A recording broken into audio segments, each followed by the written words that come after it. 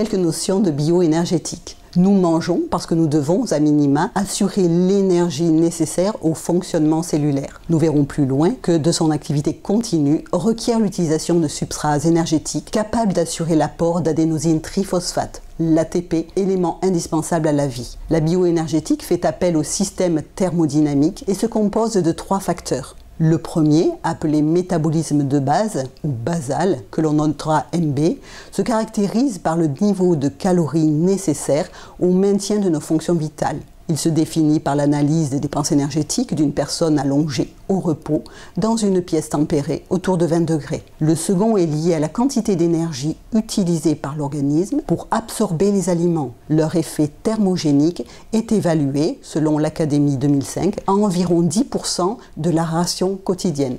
Le métabolisme regroupe les fonctions anaboliques et cataboliques. L'anabolisme regroupe les activités métaboliques de synthèse. Le catabolisme est lié au processus de dégradation métabolique. Le troisième est lié à nos dépenses énergétiques quotidiennes. La pratique de nos activités professionnelles et sportives en requiert une quantité variable. Elles peuvent représenter une majoration de 20 à 50% en fonction de paramètres personnels, différences des morphotypes par exemple, mais aussi de l'activité et des combinaisons intensité et durée plus ou moins énergivores. On compte environ 5 à 10 calories par minute. Le plus rationnel est de s'appuyer sur des enquêtes d'activité corrélées au poids et au sexe, et ceci sur une semaine. Ou de façon plus simple, en appliquant un coefficient dépendant de votre niveau d'activité. On appelle le NAP ou niveau d'activité physique. Par exemple, vous avez un travail assis, sans déplacement et peu d'activité de loisirs. Vous appliquerez un coefficient de 1,4 à 1,5. Un travail assis avec ce petit déplacement et peu ou pas de loisirs fatigants, 1,6 à 1,7.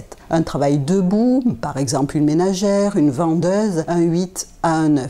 Un travail physique intense ou activité de loisirs intense, 2 à 2,4. Des activités physiques intenses de sport ou de loisirs, de 30 à 60 minutes, 4 à 5 fois par semaine, rajoutez 0,3. Ceci, bien sûr, est à moduler au cas par cas. Pour exemple, donc cette dépense énergétique totale qui est représentée par le métabolisme de base auquel on applique un coefficient d'activité, pour un sédentaire actif entre 20 et 40 ans, cela représente 1900 kcal pour une femme, 2400 pour un homme. Bien sûr, ces rations énergétiques augmentent en fonction de l'activité et diminuent en fonction de l'âge. Pour une dépense énergétique totale, soit le métabolisme de base multiplié par le niveau d'activité physique, si l'on prend un sédentaire actif, âgé de 20 à 40 ans, il lui faudra en moyenne 1900 kcal journaliers pour une femme, 2400 pour un homme. Bien sûr, cette ration sera augmentée en fonction de l'activité et sera abaissée au fur et à mesure du vieillissement, puisqu'une personne de 40 à 60 ans n'aura besoin plus